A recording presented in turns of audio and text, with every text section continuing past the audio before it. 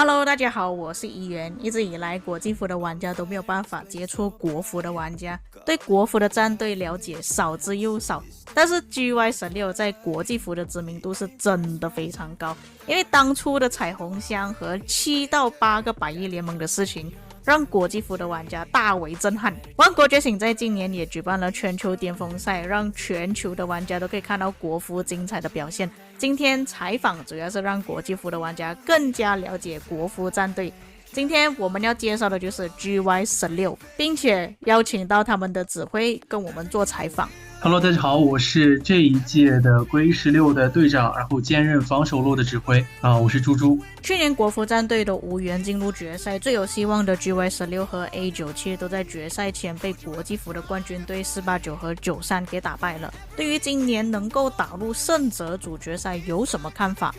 其实去年我们是临时组的队伍，因为去年我们的联赛归16就没有组联赛的队伍。所以我们在临时有这个全球巅峰赛的时候，我们临时组了队，成绩蛮不理想的，是因为我们在赛前可能想好战术之后，就没有再去打磨，就是想好了开局怎么打，接下来怎么打之后就没有再去打磨，输给了93T。这一届我们国服的成绩都非常好，就是因为我们去年巅峰赛失利之后痛定思痛吧，然后包括狗哥，包括466的狗哥一直在想这个全球巅峰赛再好好我们打一届。然后我们这一届的训练量强度非常之高，然后对于很多战术的细节打磨也是非常多，所以这一届可能取得比较好的成绩。当然也得益于跟466之间我们归和466进行了非常之多的训练，然后因为466的强度非常高，然后带动的我们的进步的速度也非常之快。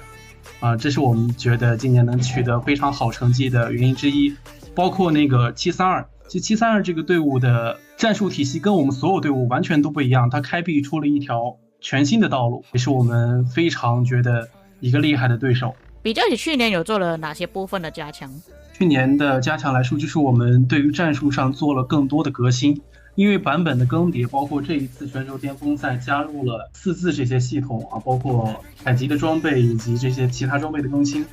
所以我们对于战术赛前进行了很多的思考，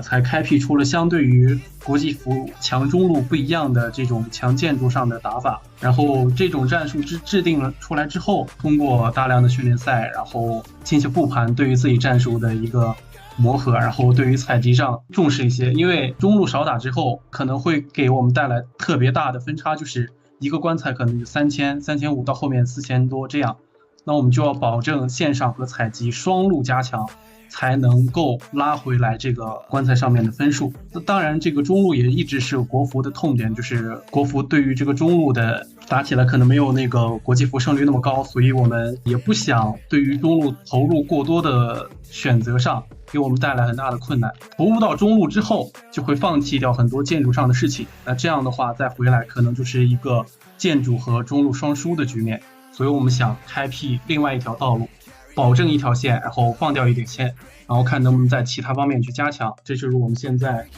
改变最大的部分和加强最大的部分。对啊，就是我看到你们在战场上运用一些技能还有战术比较有灵活性，反而国际服都是以一贯的玩法，就是比较死板，要么就是建筑，要么就是中路，反而国服会变通很多，就算是中路也有不同的玩法，而不是为了要获得灵柩，可能是拖延对方的时间而已。我就觉得国服这一点做得还蛮好的。因为建筑和中路其实是2条线不一样的选择，当你选择去中路的时候，我们知道中路胜率的最根本的条件保证就是队列数量，当你梭哈到足够多的队列数量之后，比对面多，那你胜率就会更高，那这个时候你的建筑是完全空虚的。然而一个中路的灵柩分数如果能通过时间去换空间这样的打法，你可以把棺材拿走，然后我把这个建筑能够给我读出来相应的分数之后，我可能会在交掉棺材的这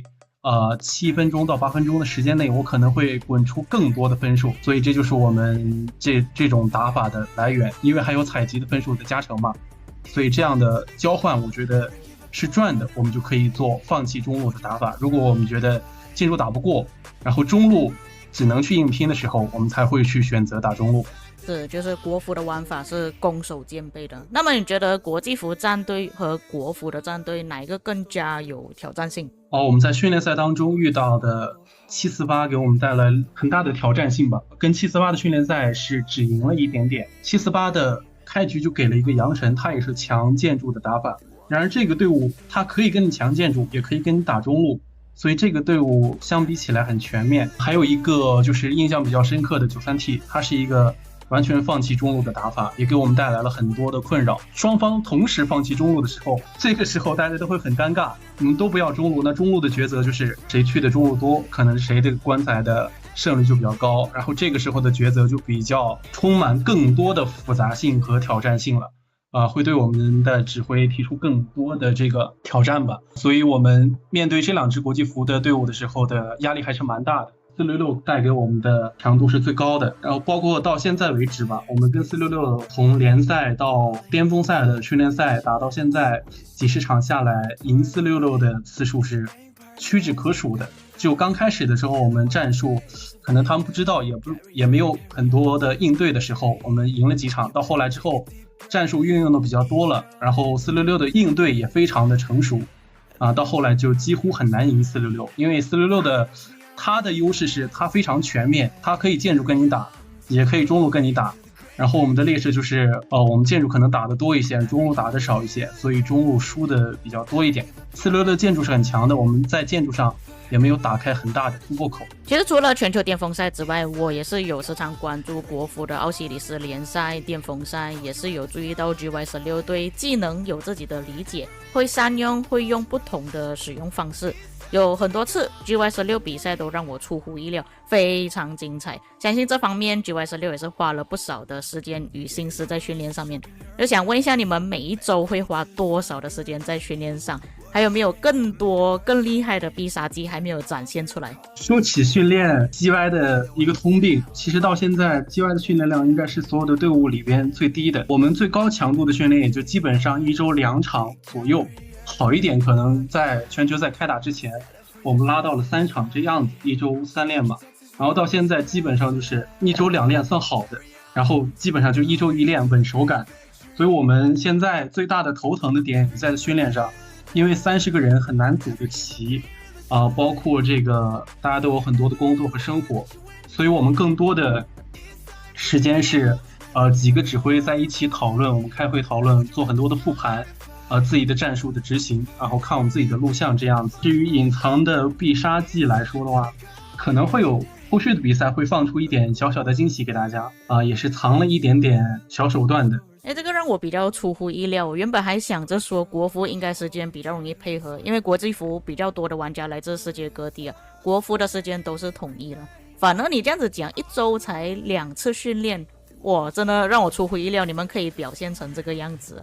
而且后面还有必杀技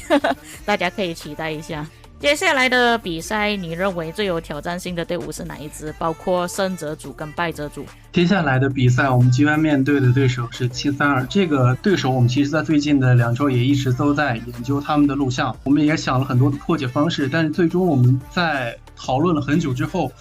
没有太好的这个方案，所以我觉得这支队伍会给我们带来很多的困扰。败者组的话，还是比较相信466和93T 这2支队伍，他们都是非常强大的2个对手。风格方面466比较全面一点，然后93T 比较更倾向于建筑，所以我更期待于他们的之间的战斗。我们应该也会拿出来我们藏了很久的手段。在这次比赛中觉得比较难对付的对手是谁？是否已经淘汰了？为什么不好对付？这一轮的赛制是双败嘛，所以所有的队伍都会有一次失败的机会。我们在开打之前，我们认为960、489这些传统的强队会给我们带来很大意义上的挑战性，但是正式打下来之后发现，训练赛的强度下来之后发现748的训练强度非常之高，后来的我们国服的466还有这个732也是我们未来的对手嘛，因为同在一个小组，包括也打到胜者最后这个阶段之后，接下来的话对于732这支队伍的看法，我们的现在全身心也就是放在它的上面，因为接下来要打一个 BO3 的这个容错率还是非常之高的，如果我们放一场大招之后，接下来的2场比赛可能他就会有应对，所以拿下这一场 BO3 也就是我们现在考虑的最多的事情。目前觉得哪一场比赛最惊心动魄？上一周跟21打的比赛是蛮刺激的，因为我们在跟他们打之前的上一周是完全没有训练赛的，就一场都没有，大家都是临时发挥，所以在开打之前我是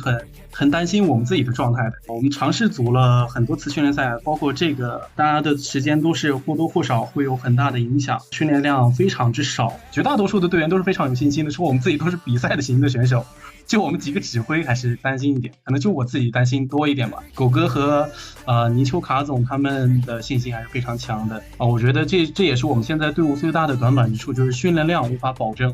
就像你刚才提到的，我们大家都是同一个时区，可能会更好的协调沟通，但是因为我们组的队员都是一些老队员，所以大家都能保证操作和经验意识。但是不能保证的就是是否能组起训练量，因为大家的生活和工作都是特别之多的，可能会尽可能的给自己多增加一些训练量，来保证我们比赛的手感。因为跟21打那场其实犯了很多的失误，那都是不应该的。对啊，我就是看到你们上一周的表现好像跟之前的表现稍微有一点差别，就是分数非常接近，差一点要失败了，也是蛮危险的。以目前来说，国际服的老牌冠军队都已经去淘汰组了，甚至60 GT 都已经被淘汰了。93T 与489之间还要再交战，必须又要再淘汰一支冠军队伍，对国服的压力也比较小了。我认为国服的赢面非常大，就想问一下，会不会有可能这一次国服夺下2024全球巅峰赛冠军呢？又或者是由 GY16 夺冠，有没有信心？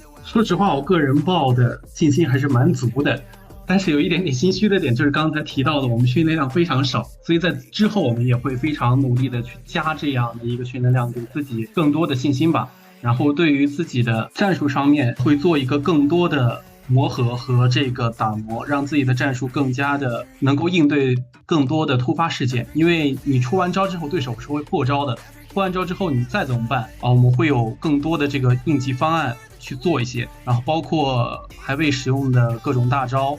也需要进行一定程度上的再度思考。因为去年就是放了一个大招面对93，但是我们放完招之后的后续没有想，就输掉了比赛，所以这个也是我们去年的一块痛点今年会努力的弥补。然后当然我最希望的也就是国服能拿下这一次全球巅峰赛的冠军因为这一届我们国服所有的队伍都付出了非常多的努力，成绩也都摆在这里，包括大家的训练量非常之高，国服队伍之间做了很多战术上的共享、沟通与协作，也是非常的想拿到这次的全球赛的冠军，留在我们国服。这边就非常感谢猪猪今天的采访，因为之前 GY16 是从来不接受采访的。OK， 谢谢一元姐。好，谢谢，很荣幸接受这次采访。没事，哎，我的小频道来了啦，不用感到荣幸的啦。